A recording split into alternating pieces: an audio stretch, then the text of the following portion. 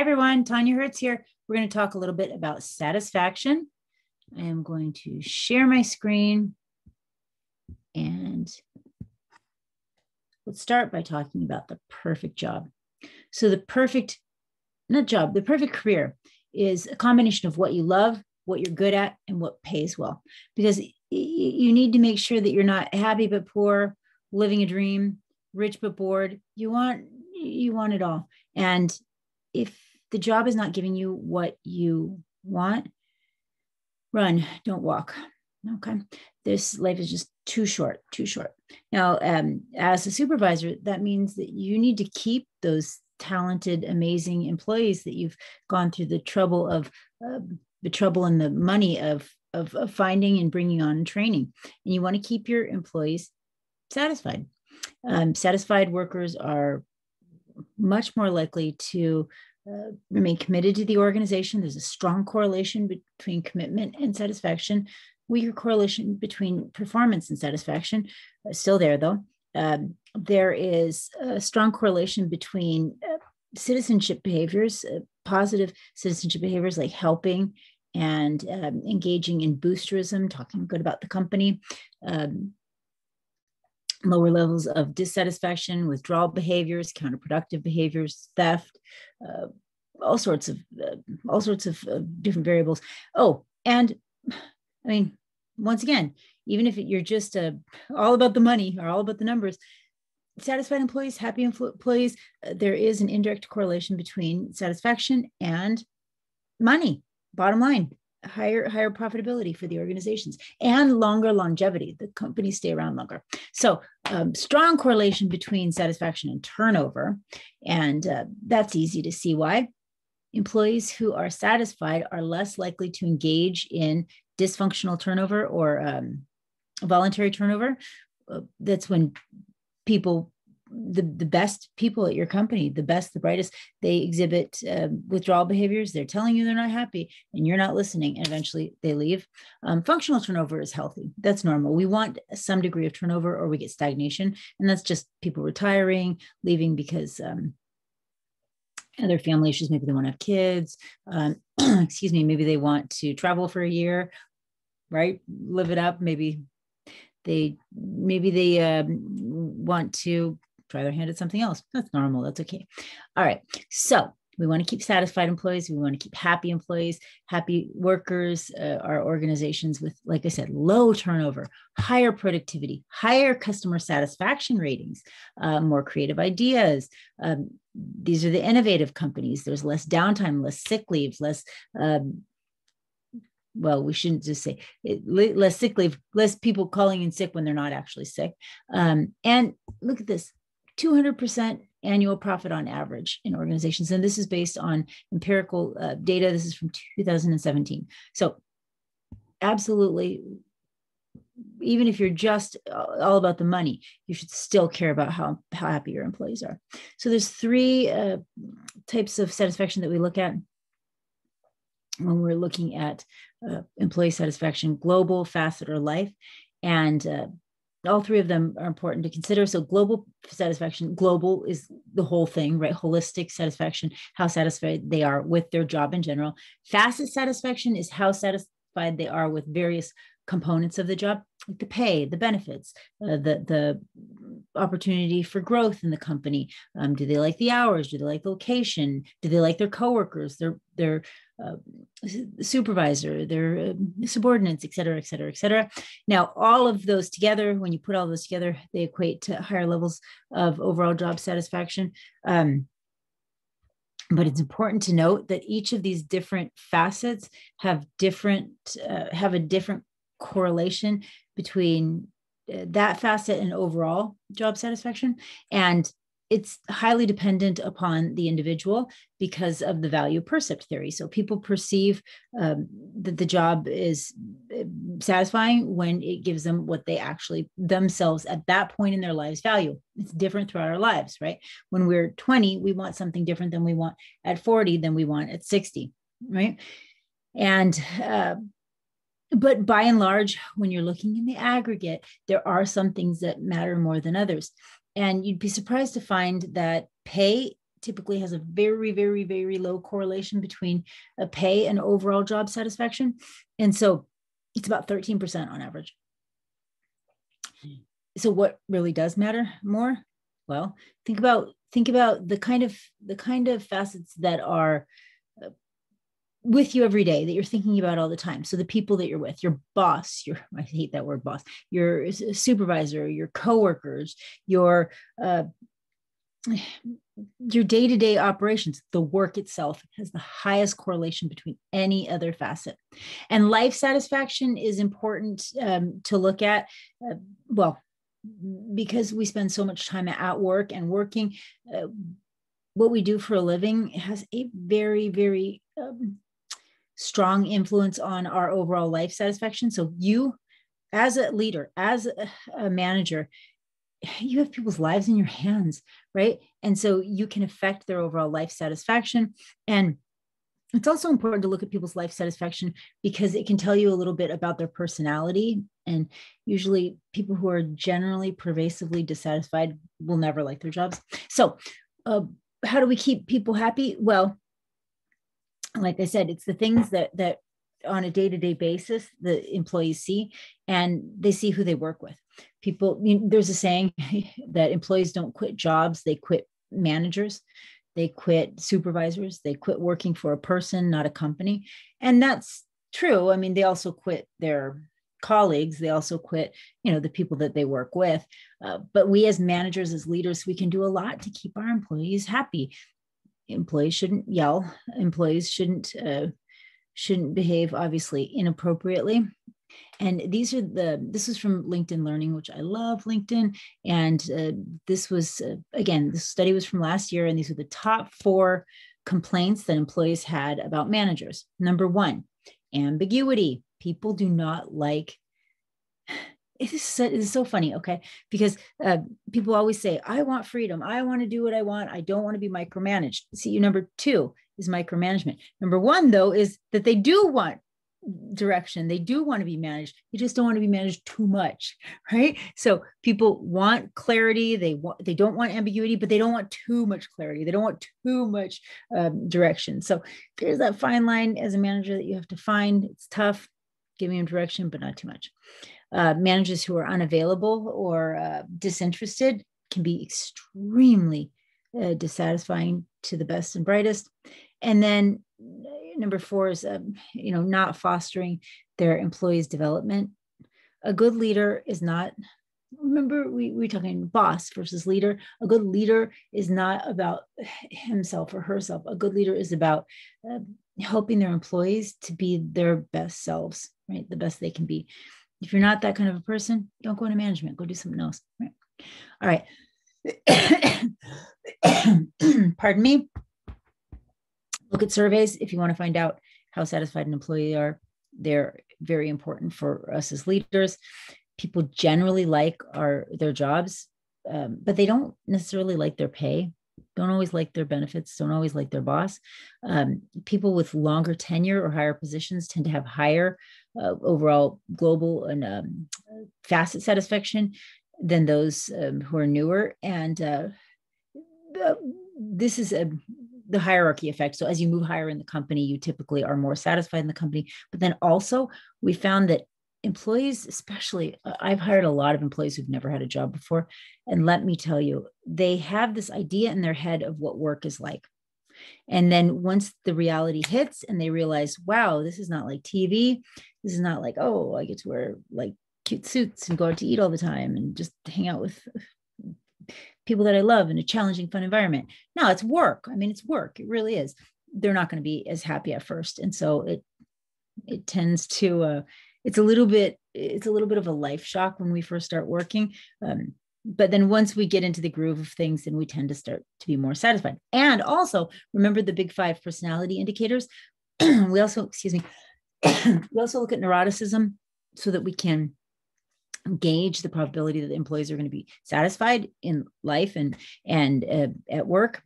And so people who score high in neuroticism tend to score low in satisfaction always. So people with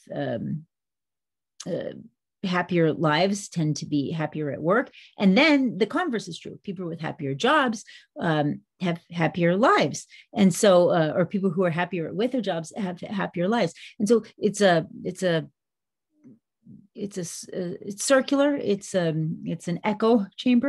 And so it's important to find happiness in all that we do, so that we can happiness can breed like bunnies, and we can be very happy. Right? All right. So it's important when we're looking at surveys. Surveys are most useful when you compare them with other surveys in your organization and not just in general. Right. Okay. So why do people typically leave? It's not usually because of money. Surprisingly, money has very little impact typically on satisfaction, unless it's significantly low. Then it can have a very negative impact on satisfaction. But 50 cents an hour, $1 an hour, it's not going to make that big of a difference, as long as we're paid well enough to meet our basic, Maslow's basic needs. Okay, so why do people leave? They leave because of their relationships with coworkers, and it's not the kissy relationship. It means our relationships are our co-working relationships with our management, with our coworkers, right? Because we're with them every day, all day. So if it's not a pleasant place to work, we leave. When a relationship with management is bad, and we're not getting recognition, and we're not getting praise for what we do, feedback, we're going to leave. When our values aren't aligned with the organization's values, and we feel like the work is not challenging, meaningful, something that speaks to us, we're not going to be happy, and we're going to leave. Or if we're just bored, right? Now, both of these two here are essentially the work itself. Those have the biggest predictors of overall satisfaction and why we leave. So these are the 8 theories of satisfaction. We've looked at the first 5 theories. Let's look at the last 3, starting with affectivity. I said this a little bit before. This is the neuroticism component. Affectivity is our emotion, our emotions, our personality, our whether we're happy people or not happy, whether we're positive or negative. So people with negative affectivity tend to focus on all the disadvantages, the negativity. These are neurotic people. These are the opposite of happy people. And research suggests that doesn't matter what we do, people who have high levels of negative affectivity, they tend to be dissatisfied. People who have very high levels of positive affectivity, they're going to be satisfied. And so when you're hiring, before you actually hire, that's the time to find out what the affectivity of the person is, so that you can hire the right people. So another theory on satisfaction is Herzberg's 2-factor theory. This theory states that dissatisfaction does not equal satisfaction. Dissatisfaction does not equal satisfaction. Okay, that kind of makes sense, right? But what does that really mean? Well, what that means is that just because we're not dissatisfied, it doesn't mean that we are satisfied. Okay, so there are factors that lead to satisfaction, and then factors that lead to dissatisfaction, and they're not the same, right? So the factors that lead to satisfaction, we call those motivators. And those are primarily intrinsic elements of the job. These are things like achievement, recognition, the work itself, how challenging and how meaningful and significant the job is, the opportunity for growth. Those are motivators in Herzberg's theory. Now, dissatisfiers are not the opposite of those, but they're called hygiene factors. So these are extrinsic elements or factors of the job. And these are things like the company policy, our relationships with our coworkers, the working conditions, how much we get paid, job security. So even if those are great, it doesn't mean we're going to be happy. Okay. It just means we're not going to be dissatisfied. Does that make sense? I hope it does. Okay. So improving hygiene doesn't make you more motivated, doesn't make you more satisfied. It just makes you not dissatisfied. That's what it's showing here. All right. Those are the kinds of hygiene factors. Those are the kinds of motivators. And I think we can see how, even if you get paid really well, if your job just stinks and you're doing something unethical and just icky with your life, I don't care how much you get paid. You're never going to be happy with that job, right? Unless you're a really just icky person. All right. Another factor that we need to pay attention to is justice. Organizational justice is based on the theory that people who are treated fairly or who are treated unfairly are less satisfied, and they are not going to stay with the organization. And the research shows that they engage in significant levels of counterproductive behavior, including employee theft. They try to balance the scales, right? Hey, it's not fair at my company. I'm going to make it fair. I'm going to take some money out of the cash register. Not that that's a good thing. That's a totally unethical, bad thing. I'm not advocating for that. I'm just saying that happens. 3 types of justice: interactional, distributive, and procedural. I'm going to go through them one by one, starting. First, I want to say, before we go through them one by one, when we're talking about justice, justice is behavioral evidence of trustworthiness, right? Trustworthiness of people in our organization, especially when we're talking about trustworthiness, we're talking about like how much do we trust our coworkers? How much do we trust our supervisors? And so we take and we look at justice relevant acts to serve as evidence of whether or not we can trust these people. And that will determine how satisfied we are.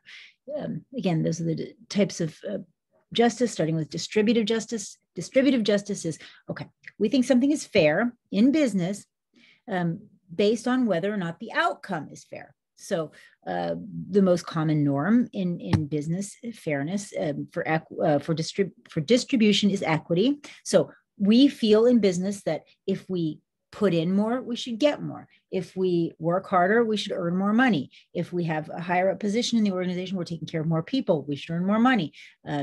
Lazy loafers who don't do as much should get less money. That's equity.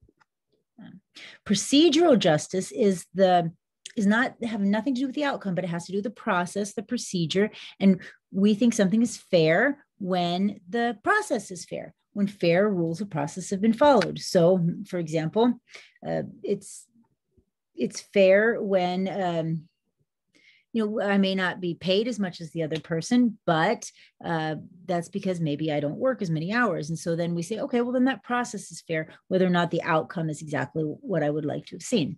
So the rules of fair process are as follows. Do we have a voice? Can we correct something that we think is unfair?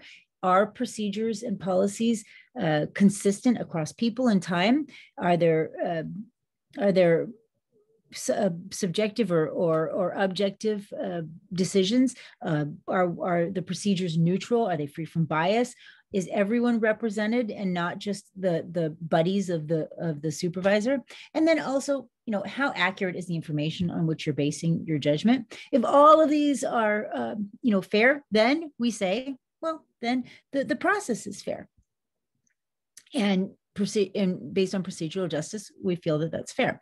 The final kind of justice is called interpersonal justice. Well, no, there's one more after this, but the final main one is interpersonal. And this is how we treat other human beings. Do we treat them with respect and dignity, and do we behave with propriety, right? So, or are we cursing and yelling and saying mean things about people and to people, or are we speaking in a respectful, people like at work for things to be work-like, right? Somewhat, I'm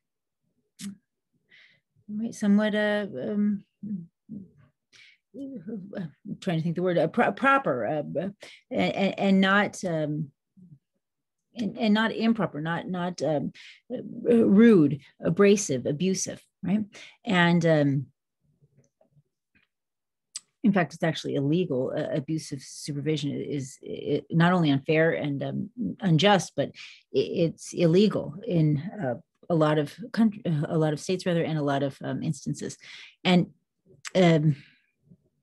this is not expensive to do. It's something that we all should be doing, and we can affect policies very quickly by just behaving like adults. So the final kind of justice, it's sometimes not included in the justice rules, but it is important, and that's informational justice, and that's the way that we provide the information, right? Not just go back here, not just that we are, go back. Not just that we're being polite and treating people in a dignified way, but that we're actually giving them the truth and giving them justification for whatever it is that we do. And this is important to consider because employees, when they feel that they're not being treated fairly or being told things fairly, they can retaliate. So this is the average rate of employee theft and the time period relative to the pay cut. And this has to do with a study that was done out of the University of Michigan. It was Michigan. Anyways, it was a study that was done that showed two organizations, same company, but two different branches of the organization. They took a pay cut during the financial crisis, and it was for, I think, 3 months or something like that. And they said, everybody's going to have to take a pay cut for 3 months. And then after the pay cut, the pay is going to come back up. So in one of the branches, they didn't tell them anything except for, look, you're getting a pay cut in 3 months, you get paid more. The other branch, they took 5 minutes is all. 5 minutes to just discuss with the employees why, what was going on. This is a recession. This is the way that we're able to keep people's jobs. We appreciate it. We know that it hurts, but this way we don't fire people. And it was just a short, sincere explanation of why this has to happen. And you can see the company that had just the, hey, this is the way it is, and no impersonal, abrupt, they had a significant increase in employee theft compared to the organization or the branch of the organization that gave the just 5 minutes of talking to the employees. So you can see why it's so important to eliminate that counterproductive behavior.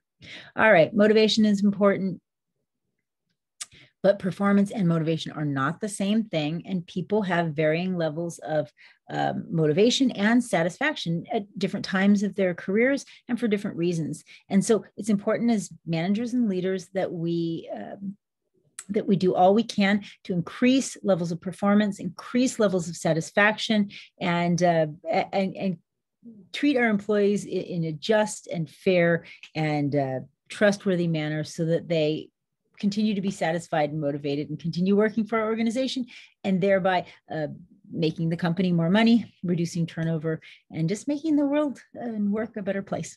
So that's that. Have a good one, everyone. We'll see you in the next video. Take care.